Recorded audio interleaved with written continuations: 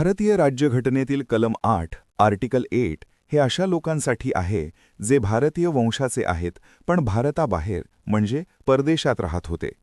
फाळणीच्या वेळी किंवा त्याआधी अनेक भारतीय नोकरी, व्यवसाय किंवा शिक्षणासाठी ब्रिटन, अमेरिका, श्रीलंका किंवा आफ्रिकेतील देशांमध्ये स्थायिक झाले होते. भारत स्वतंत्र झाल्यावर त्यांना भारतीय नागरिकत्व कसे मिळेल याची सोय या कलमात केली आहे. कलम 8 कोणाला लागू होते? पात्रता.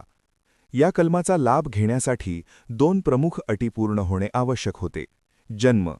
त्या व्यक्तीचा स्वतःचा जन्म किंवा तिच्या आईवडिलांचा जन्म किंवा तिच्या आजी-आजोबांपैकी कोणा एकाचा जन्म अविभाजित भारतात झालेला असावा. येथे अविभाजित भारत म्हणजे 1935च्या कायद्यानुसार असलेला भारत. राहण्याचे ठिकाण.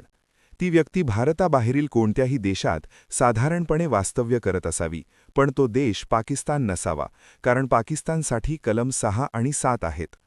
आता आपण पाहू नागरिकत्व मिळवण्याची प्रक्रिया. रजिस्ट्रेशन. अशा व्यक्तींना आपोआप नागरिकत्व मिळत नव्हते. त्यांना खालील प्रक्रिया पूर्ण करावी लागत असे. नोंदणी, रजिस्ट्रेशन. त्या व्यक्तीने आपण भारताचे नागरिक होऊ इच्छितो असा अर्ज करणे आवश्यक होते. दूतावास, एम्बसी. हा अर्ज त्या व्यक्तीने ज्या देशात ती राहत आहे तिथल्या भारतीय राजनैतिक म्हणजे डिप्लोमॅटिक किंवा कॉन्सिलर प्रतिनिधीकडे म्हणजेच भारतीय दूतावासात सादर करणे गरजेचे होते. वेळ. हा अर्ज संविधान लागू होण्यापूर्वी किंवा त्यानंतरही संसदेने कायदा करेपर्यंत करता येत होता. कलम 8 चे महत्त्व काय आहे? हे कलम अत्यंत उदार आहे. याचे कारण असे की वंशपरंपरागत हक्क. जरी एखादी व्यक्ती भारताबाहेर राहत असली तरी तिच्या रक्ताच्या नात्यामुळे आई-वडील किंवा आजी-आजोबा म्हणजे तिच्या रक्ताच्या नात्यामुळे तिला भारताशी जोडलेले ठेवण्याची संधी या कलमाने दिली. अनिवासी भारतीयांसाठी तरतूद.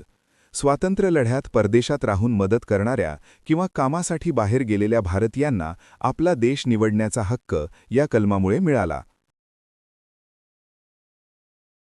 तुम्हाला हा व्हिडिओ आवडला असेल तर लाईक करा, शेअर करा आणि चॅनलला सबस्क्राईब करा.